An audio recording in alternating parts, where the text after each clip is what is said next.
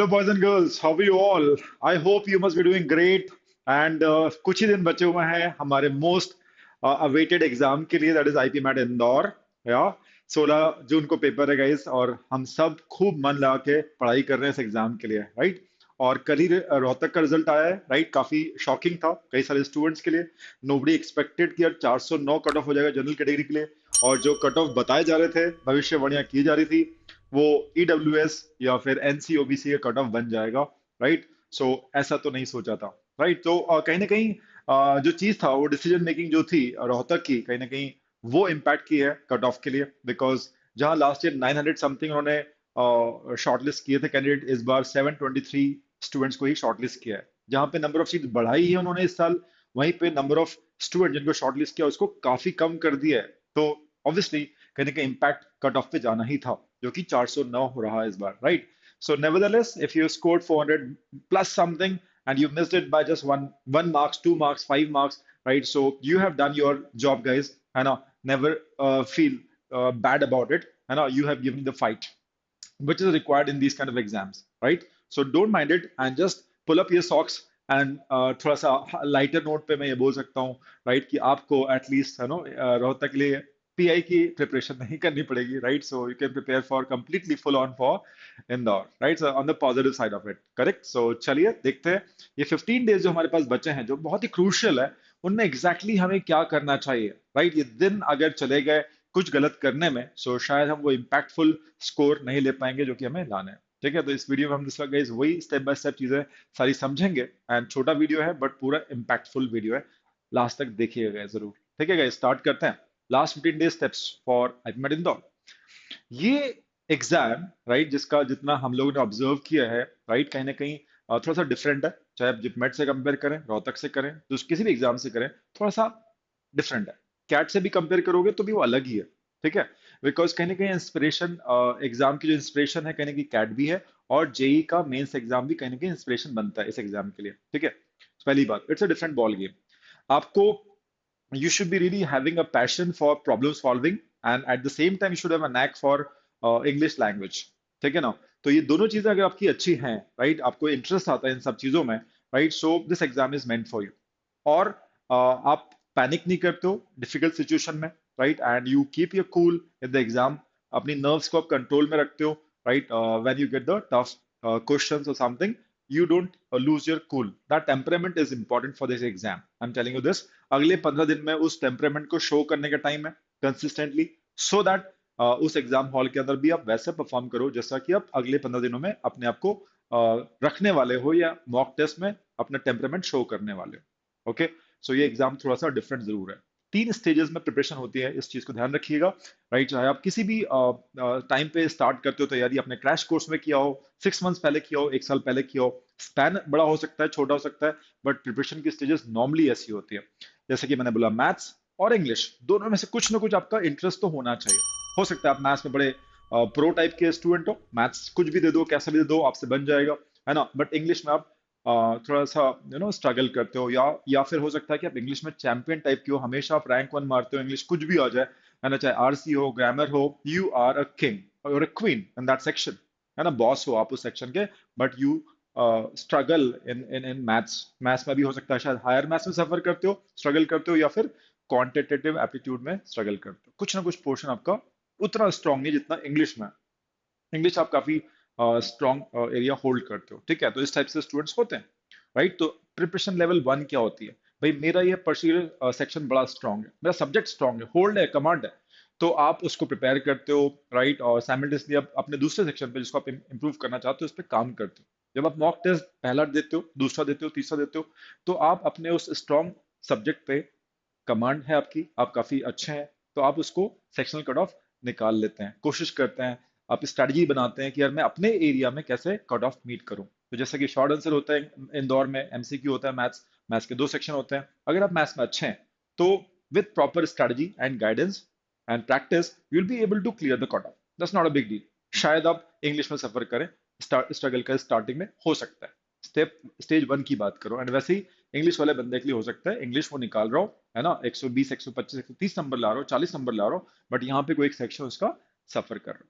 ठीक है। सो मैं दोनों चीज की बात कर रहा हूँ। ये स्टेज वन है कि यार अपने स्ट्रेंथ एरिया को तो अच्छा सा बढ़िया कट ऑफ निकालने लग जाओ, दूसरे में अभी बात बनी नहीं है। स्टेज टू आती है कि हम अपने जो वीक एरिया है जिसमें हम कट ऑफ नहीं निकाल पा रहे हैं, उसमें हम अपने मेंटोर से, अपने फैकल्टी से गाइडेंस लें और ये चेक करें कि कैसे अपने जो गलतियों को है इसको इम्प्रूव कर सकते हैं, अपनी स्पीड को हम बढ़ा सकते हैं, ठीक है, अपने अपने एरियाज में। और with proper, it's an art basically. Indore की बात करें, तीन सेक्शंस होते हैं, तीनों के कट ऑफ निकाल जो बंदा लेगा, जो भी कट ऑफ निकाल लेगा उसको कॉल आ जाएगा, शॉर्टलिस्ट तो वो हो जाएगा। Final admission is a different thing. But पहले सेकंड स्टेज होती है कि यार अब हमें वो एक कला सीखनी है, आर्ट सीखना है कि हम तीनों सेक्शन को, हमारा स्ट्रॉन्ग एरिया भी और जो हमारा उतना स्ट्रॉन्ग नहीं है उसका भी, हम कट ऑफ निकालना तो सीख ही जाए।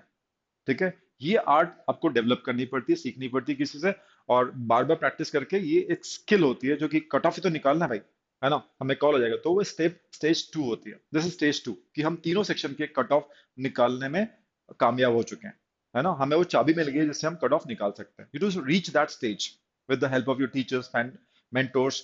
डेफिनेटली आप उसको, और कई सारे बच्चे कर चुके हैं इस चीज को, तो आप भी कर सकते हैं। स्टेज टू होती है। स्टेज थ्री गाइस, अब आप जब कट ऑफ निकालना सीख गए हैं, आपने वो कला सीख ली है, अब बारी आती है कि हम ऐसा क्या करें कि अब हम अपने स्कोर्स को स्केल अप कर पाए, है ना, तीनों सेक्शन में अपने स्कोर्स को स्केल अप कर पाए। दैट मींस कम टाइम में ज्यादा क्वेश्चन विद हाई एक्यूरेसी जब करोगे, तो ऑब्वियसली आपका स्कोर ऑटोमेटिकली बढ़ ही जाएगा एंड आपके चांसेस फाइनल एडमिशन के इंदौर में पक्के हो जाएंगे।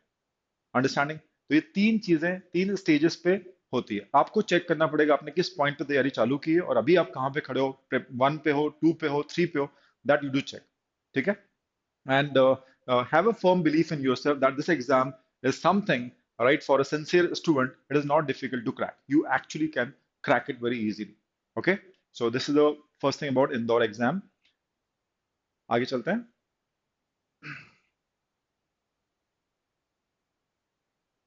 ओके, चलिए। uh, क्या हमें करना चाहिए अगले 15 दिन में, हम उसकी बात करते हैं। नेक्स्ट 15 डेज, है ना, 1 तारीख से लेके 15 तारीख तक बचे, 16 को हम पेपर देने वाले हैं, 2 से 4, 2 to 4, है ना। दोपहर में क्यों रखा आई डोंट नो, बट रखा हुआ है। ठीक है। हो सकता है शायद आउट स्टेशन कैंडिडेट जो है पहुंचते हैं किसी शहर में, उनका सेंटर होता है, तो है ना टाइमली वो पहुंच जाए, मिस ना हो जाए सुबह सुबह के time, may be that could be reason. So let's not get into that. But क्या हमें करना चाहिए हम उसकी बात करते हैं, क्या नहीं करना चाहिए उसकी बात करते हैं। बेहद इंपॉर्टेंट चीज आप सभी के लिए, ध्यान सुनिएगा। ठीक है। ये फॉलोइंग जो भी चीजें मैं आपको बता रहा हूँ रिलीजली कीजिएगा अगले 15 दिन में, and you can feel the difference. ठीक है ना। सो पहली चीज है, time to consolidate all your learnings. आपने इतने घंटे लगा दिए कॉन्सेप्ट को बिल्ड करने में, उसकी प्रैक्टिस करने में, आपने अपना स्टडी मटेरियल सॉल्व किया होगा, आपने मॉक्स लगाए होंगे, टॉपिक टेस्ट लगाए होंगे, जाने क्या क्या किया होगा, है ना। तो क्या वो सब, है ना, आपको आज की डेट में आ रहा है, सारी चीजें बन रही हैं आपसे? Have you revise everything thoroughly? Consolidate हो गया है? कंसोलिडेट का मतलब ये कि यार वो जो भी पढ़ा था मैंने, टीचर ने जो को पहली क्लास में कोई भी चीज पढ़ाई थी, क्या आज मुझे अच्छे से यहाँ मेरे माइंड में है? That is what is called consolidation. ठीक है। तो एक पोर्शन दिन का, राइट, आपको उसमें देना ही चाहिए। अगर आप देख के आ रहे हो 15 दिन से, 1 महीने से ये कर रहे हो, तो बहुत अच्छी बात है, you're in a good stage. If you know everything that is been covered in your class और सेल्फ स्टडी, आपने जो भी किया सब कुछ यहाँ पे है, ठीक है, and you are ready to make no mistakes, no error, right, that is the ideal situation, वो आइडियल सिचुएशन। ठीक है। एंड विदाउट प्रैक्टिस वो चीज नहीं हो सकती। ठीक है। सो एक कंसोलिडेशन का टाइम है ना। रिवाइज 1 2 3, कितने राउंड ऑफ रिवीजन आपने कर लिया, ये मैटर करता है, रटने की बात नहीं है ना। मैथ्स में कोई चीज रटी नहीं जाती है। ठीक है। वो कैप को आप बोल सकते हो रटना, बट अदरवाइज मैथ्स रटी नहीं जाती, right. So that is important कि आप चीजें अच्छे से रिवाइज करें, समझें, है ना, कि कॉन्सेप्ट क्लैरिटी की जो मैं बात कर रहा हूँ, फंडामेंटल कुछ भी मिस नहीं होना चाहिए। That is consolidation. Every concept should be thorough. Second है, मैंने जैसे कहा कि you should have a no passion for problem solving. It could be maths का प्रॉब्लम सॉल्व करना हो, या लॉजिक रीजनिंग का जो आपका डेटा अरेंजमेंट होता है वो सॉल्व करना हो, आपको मजा आता है ना, आप इंटरेस्ट लेते हैं इन सब चीजों में, है ना, you not afraid of it. ये वर्ड अफ्रेड नहीं आना चाहिए दिमाग के किसी भी कोने में। ठीक है ना। तो that you get away with that, right, that word afraid. ठीक है ना। तो you should enjoy basically, and you should learn with every question. Her question करने में को मजा आना चाहिए, नहीं भी बन रहा है तो बाद में आपने देखा अच्छा यार ये तो ऐसे हो गया यार, you know, that kind of tinge of feeling should come guys. ठीक है। Practice 3 hours of problem solving is very important. 3 hours में क्यों बोल रहा हूँ? 3 आवर्स में इसलिए बोल रहा हूँ कि यार एग्जाम के दिन 2 से 4 आप 2 सेक्शन लगाओगे, तो कम 80 मिनट्स आप स्पेंड कर रहे हो, एंड ऑब्वियसली आपने हेड डाउन किया है ना, तो आप हेड अप कर ही नहीं पाओगे 2 घंटे तक, आप हेड डाउन में ही रहोगे, राइट? हेड डाउन मतलब हेड डाउन ही सामने स्क्रीन पर रहेगा। खैर, आई मीन टू से आप इतने एनग्रॉस्ड रहोगे, ठीक है? तो अगर आपके अगले 15 दिन, ठीक है, अगले 15 दिन 3 घंटे की प्रॉब्लम सॉल्विंग में जा रहे हैं, आई am not saying at a stretch, है ना, आप एट अ स्ट्रेच आप 2 आवर्स का ले सकते हो, है ना, या 1.5 आवर्स का एट अ स्ट्रेच कर सकते हो, बट अगर 3 घंटे तो 1.5 सुबह, 1.5 दोपहर, कभी भी, दैट 1.5 स्ट्रेच, क्योंकि हमें उतना 80 मिनट्स वाली जो बात है वो हमें एक्चुअली करनी पड़ेगी। तो ये आप ब्रेक कर सकते हो 2 पार्ट्स में, कोई इशू नहीं है, बट ये होनी चाहिए दिन में। तो अगर एक दिन में आपको आदत है उस करने की, तो जो 16th डे होगा उसमें आपको बिल्कुल प्रॉब्लम नहीं होगी। Your mind is use to that, your body is use to that, ठीक है? And 2 to 4 should be an problem solving event, ठीक है? वो स्लॉट आपका प्रॉब्लम सॉल्विंग का होना चाहिए, रीडिंग का होना चाहिए। वो 2 to 4 का स्लॉट आपके लिए इंपॉर्टेंट रहने वाला है, ठीक है? तो मेक श्योर कि आप ये सब प्रैक्टिस उस टाइम पे कर रहे हो, उसको मिस नहीं कर रहे हो। ऐसा नहीं कि सुबह कर रहे हो, रात को कर रहे हो, दिन में, दोपहर में सो रहे हो, राइट? या नैग ले रहे हो, दैट शुड नॉट हैपन, ठीक है? And 2 hours RC reading comprehension, या फिर जो भी लैंग्वेज स्टफ है, जो भी है, आप ग्रामर कर रहे हो या कैप कर रहे हो, है ना, वो 2 घंटे आपको देना चाहिए, ठीक है? हो सकता है आप कोई आपकी जो स्टडी बुक्स हैं उसको आप सॉल्व कर रहे हो, रेफरेंस बुक्स है उसको आप आरसी लगा रहे हो, ग्रामर कर रहे हो, पैराजम्बल्स कर रहे हो, पैरा कंप्लीशन कर रहे हो, whatever, right? That is important. तो you should be engrossing yourself, right? 3 hours intense practice होना चाहिए, माइंड और body should be use to that thing. और दिन में आप ज्यादा घंटे कर रहे हो, राइट? 3 + 2 = 5, इंटेंसली आप प्रैक्टिस कर रहे हो, तो वहां के 2 घंटे आपको पता नहीं चलेंगे, you will be very very comfortable in those 2 hours on 16th of June, right? तो ये चीज ध्यान रखिएगा। ऐसा तो नहीं हो रहा कि हम कम प्रैक्टिस कर रहे हैं, ऐसा तो नहीं हो रहा है हम बैठे हुए हैं बुक के सामने और हम उतने क्वेश्चन लगा नहीं रहे। तो वो इस चीज को नोट करो, you should be intensely occupying, right, yourself, right, into solving the problems and doing the RC and language stuff, okay? यहाँ पे आ रहा है 3 to 5 डीआई के सेट्स, है ना, डेली आप सॉल्व करें। ये किन बच्चों के लिए? जिन्होंने डिसाइड कर लिया कि उनकी स्टडी के पार्ट, जब वो टेस्ट दे रहे हैं मॉक में, उन्होंने क्लियर कर लिया भाई डीआई तो मैं करने वाला हूँ, ठीक है, उससे तो मैं मार्क्स बनाने वाला हूँ, बिकॉज मैथ्स मेरा उतना स्ट्रांग नहीं है, या फिर हायर मैथ्स में मैं उतना चैंप टाइप का चैंप नहीं हूँ, बट एलआरडी मेरा स्ट्रांग है। उसने डिसाइड करके रखा है किसी भी पार्ट पे, उस सेक्शन में, एमसीक्यू में कहीं तो करेगा वो डीआई। उस बच्चे के लिए स्पेशली बोल रहा हूँ, ठीक है? डीआई 3 से 5 आप डेली लगाइए। अब वो डीआई हो सकता है, डी हो सकता है, बिकॉज कुछ भी इंदौर में आ सकता है। It could be data interpretation, logic based और कैलकुलेशन बेस्ड भी आ सकता है, और data arrangement, anything is possible to come, ठीक है ना? कुछ भी आ सकता है, तो आपकी तैयारी होनी चाहिए, इसके लिए भी टाइम निकालिए। 3 to 5 सेट्स, डिपेंड आपकी प्रैक्टिस कहाँ पे, किस स्टेज पे खड़ी है। उसके बाद ये जो चीज है, conscious analysis of attempted mock, इसका मतलब क्या? आपने 5 मॉक लगा लिए हैं अभी तक, 10 लगा लिए, 15 लगा लिए, 20 लगा लिए, बट आपने जो टाइम स्पेंड किया था मॉक देने में और एनालिसिस में, राइट, वो कब किया था? आपने जनवरी में किया था, शायद फेब में किया था, मार्च में किया था। क्या उतना फ्रेश है आपके माइंड में सारी चीजें? You need to ask yourself, right? और अगर आ रहा कि नहीं यार वो चीजें उतनी फ्रेश नहीं है, right, so conscious efforts, conscious analysis कीजिए उस मॉक का, उन मॉक्स का। इनफैक्ट ये जो टाइम है, जैसे मैंने बोला, कंसोलिडेशन का टाइम है, लास्ट 15 डेज, तो आपका एक मेजर पोर्शन प्रैक्टिस में जाना चाहिए, intense practice, and rest of the part should be involved. You should involve yourself in conscious analysis of all previous mocks that you attempted, or previous like study material or the worksheet that you solved. उसको consciously देखिएगा, है ना, और उसको देखिए कि यार क्या चीज थी जो मुझे पता होनी चाहिए, या क्या ऑल्टरनेटिव टेक्निक्स थे जो मैं इसको लगा के सॉल्व कर सकता हूँ। उस टाइम जब मैंने स्टार्ट की थी स्टडीज तब नहीं था, बट अब तो मैं एक थोड़ा सा प्रो टाइप का हो गया हूँ इतनी मेहनत करने के बाद। तो वो मैं जब जाता हूँ पास में 4 महीने पुरानी शीट को देखता हूँ, वो क्वेश्चन तब नहीं बना था, बट अब क्लिक हो रहा है। अब मुझे अलग अलग अप्रोच मिल रही है। That will happen if you invest your time in those previous attempted मॉक्स और द शीट्स, वर्कशीट्स।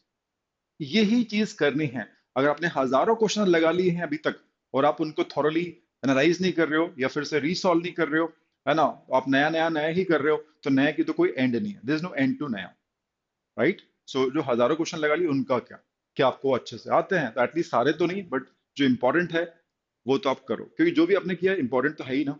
चाहे क्लासरूम शीट्स हो, वो भी इंपॉर्टेंट ही है ना। और इंदौर ये तो नहीं बोलता है कि यार कॉन्सेप्चुअल क्वेश्चन नहीं पूछेगा, पूछेगा, but are you good at that? है ना, ऐसा तो नहीं कि आपने जो जो कॉन्सेप्चुअल चीजें उनको जस्ट छोड़ गए हो, छोड़ दिए और बस आप हाई लेवल की चीजें ही कर रहे हो, ठीक है? तो ऐसा नहीं होना चाहिए, इस चीज का ध्यान रखिएगा, वेरी इंपॉर्टेंट।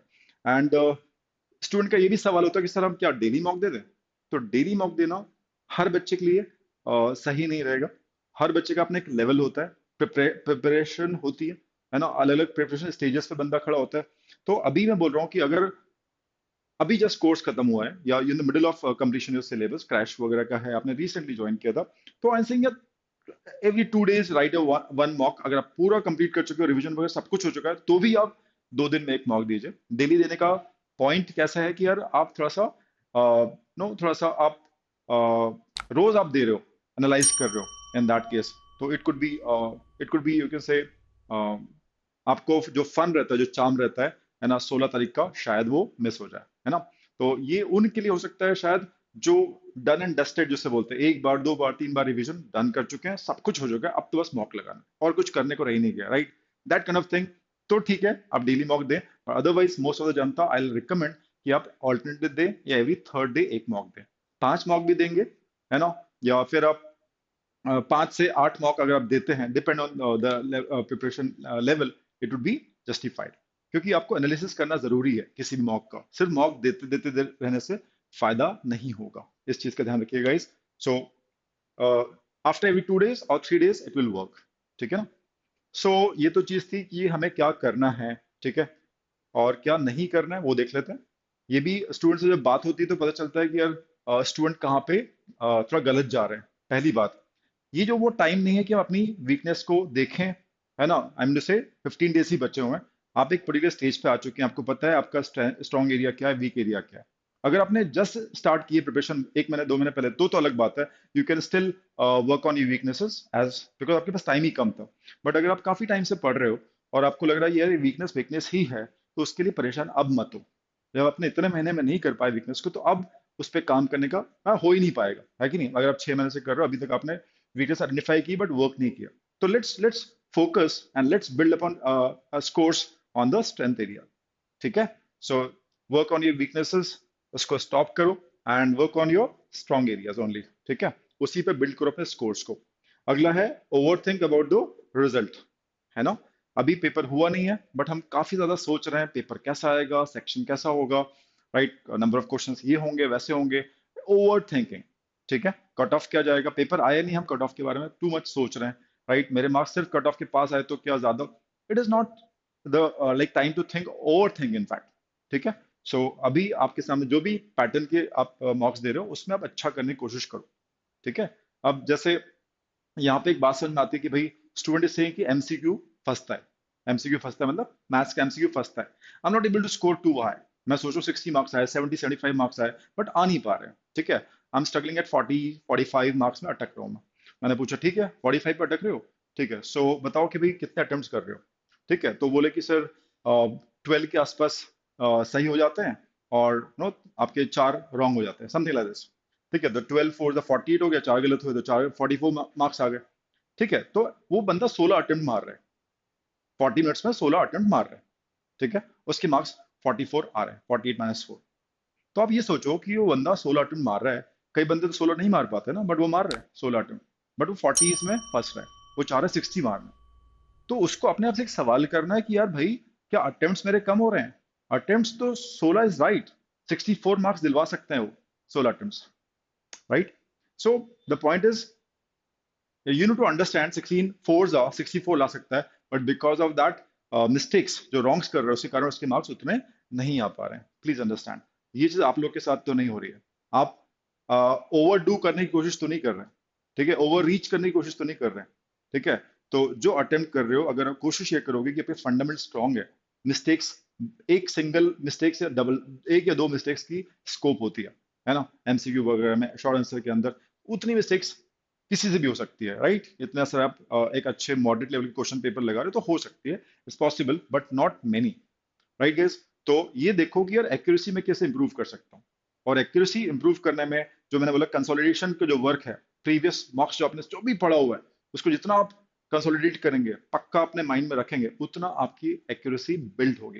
प्रैक्टिस तो आप कर ही रहे हो, इंटेंस प्रैक्टिस तो कर ही रहे हो, राइट, बट वो जो चीजें हमने पढ़ी हुई हैं उसको थॉरो करो, दैट्स इंपॉर्टेंट। वो आपकी एक्यूरेसी को पक्का इंप्रूव करेगा। तो गलतियां कम होगी तो स्कोर अपने आप पुश हो जाएगा, एंड यूल बी सरप्राइज कि यार मैं तो 44 ला रहा था, अब मैं 64 ला पा रहा हूँ, ठीक है। तो you will be very surprise. तो वो स्टेज को आप पाने की कोशिश करो, एंड तरीका मैंने आपको बता दी। एक पोर्शन पूरे दिन में उस चीज को जरूर दो, है ना, कंसोलिडेशन वर्क को। ठीक है। एंड क्या आपको नहीं करना चाहिए? Neglecting your sleep and health, it should not. ठीक है ना, पूरा कहीं ना कहीं दिन में 1 घंटा अपने लिए जरूर निकालो। 15 डेज की बात करूं, हर दिन में 1 घंटा अपने लिए जरूर निकालो, और jogging, walking, doing प्राणायाम्स and what ever that you can do for your body and mind. It's very important. Ultimately उस 2 घंटे में किसको परफॉर्म करना है? आपको, आपके माइंड को, आपके ब्रेन को, right? So keep it healthy guys, है ना, हैव अ गुड स्लीप। ठीक है, don't compromise on your sleep, it's important. ठीक है ना, वो healthy, good sleep will give you good health definitely. ठीक है। अटेम्प्ट मॉक डेली, है ना। मॉक डेली का मतलब है इट्स नॉट फॉर एवरीवन, है ना। ये मैं अवॉइड करने को बोल रहा हूँ, बिकॉज मॉक अगर आप डेली दोगे तो थोड़ा सा कई बार फ्रस्ट्रेटिंग भी हो जाता है कि रोज हम मॉक दे रहे हैं। और ये कोई ऐसे बैंक लेवल के एग्जाम्स तो है नहीं, ये थोड़े हैवी एग्जाम्स हैं, हैवी क्वेश्चंस होते हैं, राइट। और काफी आपको सोचना पड़ता है क्वेश्चंस को सॉल्व करने के लिए, राइट। तो रोज देने का और उसको एनालाइज करने का अगर आप काम करोगे, तो कंसोलिडेशन का काम कब करोगे? ठीक है ना। So it could be true for some students who have done 2-3 rounds of revision and they know every bit of what they have learned earlier। ठीक है, उनके लिए सही हो सकता है कि they have got nothing to do, right? Consolidation करने के लिए कुछ है ही नहीं, सब कुछ आता है, अब बस लगाओ। तो that is a pass time, right? What else they can do, it's good for them but not for everyone, ध्यान रखिएगा, है ना। अदरवाइज 3 दिन में एक बार, 2 दिन में एक bar is fine, good enough. ठीक है। एंड एक और चीज, सोशल मीडिया एसएम कंटेंट बहुत ज्यादा कंज्यूम मत करो। किसी एक चीज को ढूंढने बैठे हैं तो, है ना, सर्च सर्च सर्च सर्च करते हुए हमारे 3-4 घंटे निकल गया। ठीक है, that will not be good idea. ठीक है, don't consume your energy and time in, like surfing all those social media content, right. Waste time solving viral challenge problem. ठीक है, ग्रुप में हो आप, डीसी ग्रुप में हो, किसी ने क्वेश्चन थ्रो कर दिया, राइट, यार ये सॉल्व करके बताओ। भाई तो वही पढ़ रहे हैं खूब सारा, राइट, उसने देखा यार क्वेश्चन आया, चलो मैं सॉल्व कर रहा हूँ। वो लगा हुआ है, अच्छा हो गया, सॉल्व कर दिया, 10 मिनट 15 मिनट लग गए। ठीक है, ये वो स्टूडेंट कर सकता है, भाई उसके लिए कोई काम नहीं है, उसके लिए ठीक है। ठीक है, बट हमें तो अपना खुद का एक टास्क है, हमने तो एक पूरा शेड्यूल बना के रखा है 15 डेज का, मेरे पास ये करना है, ये करना है, ये करना है। किसी क्वेश्चन पे आप कैसे उलझ सकते हो? ठीक है। और वो हो सकता है कि यार चैलेंज प्रॉब्लम है, इट माइट टेक टाइम। ठीक है, बट ऐसे डिफिकल्ट क्वेश्चन, राइट, जिसका सोल्यूशन एक्चुअली टफ है या लेंदी है प्रॉब्लम, वो किसी भी सूरत में, ठीक है, एग्जाम में आएगा, तो भी सब लोग क्या कहते हैं, उसको छोड़ना ही है ना आपको, you to leave it, correct. So let's not waste, ये 15 days is important guys, please understand. तो अगर साल भर हमारे पास होता तो हम अलग बात है, चैलेंज प्रॉब्लम खूब सॉल्व करो यार, एक नहीं रोज सॉल्व करो, 3 दिन सॉल्व करो। बट अभी स्टेज पे इट्स नॉट रिक्वायर्ड। ठीक है। सो जो आपकी प्लानिंग चल रही है उसके हिसाब से आप चीजें चलिए, that is very important for you. Okay. And attempt mock test. आप मॉक टेस्ट तो इंदौर के दे ही रहे होंगे, उस पैटर्न के दे ही रहे होंगे। ठीक है, एक्सपेक्टेड पैटर्न भी मुझे लगता नहीं कि ज्यादा चेंजेस होंगे नंबर ऑफ क्वेश्चंस में या टाइम में या लेवल ऑफ डिफिकल्टी में। अच्छा एक पैटर्न है, it should be continuing, that is what I can say about this exam. So इसके अलावा क्या इन 15 दिनों में और कौन से टेस्ट लगाने चाहिए मॉक टेस्ट के अलावा? ठीक है, अगर स्कोप बन रहा है तो पीवाईपी जरूर सॉल्व कीजिए। कर लिए हैं तो बहुत अच्छी बात है, नहीं किए हैं तो जरूर देखिए लास्ट 4 इयर्स के, क्योंकि अवेलेबल है, it's available. In fact super grades की पोर्टल में, सुपर ग्रेड्स के अंदर आप जाओगे तो उसमें फ्री एक टेस्ट सेक्शन है, टेस्ट के अंदर, टेस्ट के अंदर फ्री टेस्ट भी है। फ्री टेस्ट के अंदर आप जाओगे तो आपको प्रीवियस ईयर इंदौर के पेपर चारों मिल जाएंगे एज ए टेस्ट फॉर्म में। तो इट्स गुड फॉर एवरीवन, तो आप इसको लगा सकते हैं, ये जरूर दीजिएगा। और अदरवाइज आप किसी पर्टिकुलर सेक्शन को इंप्रूव करना चाह रहे हैं तो सेक्शनल टेस्ट प्लीज दीजिएगा। उस पर्टिकुलर सेक्शन में आप स्ट्रेटजी, जो भी आप वर्कआउट कर रहे हैं उसको फाइन ट्यून करके, नेगेटिव्स को कम करके आप देख सकते हो कि कैसे आपका स्कोर इंप्रूव हो सकता है। तो sectional test, mock test plus PYP, ये लास्ट 4 में, इसके अलावा कोई टेस्ट अभी देने की आवश्यकता नहीं है, राइट गाइस। चलिए, so I think, thank you for watching this video guys, and I wish you all the very best for this very prestigious exam, and आप सभी लोग इसको बहुत अच्छे से क्रैक करें, that is what the entire super grad streams wish for guys। Okay, thanks for watching, and like, share, subscribe this channel guys for more such knowledgeable videos। ठीक है। और from 1st of June we are bringing for all you guys that is rapid revision series for IBMAT Indore। ठीक है, so keep tune in guys, मिलते हैं फिर next class में, bye bye, take care.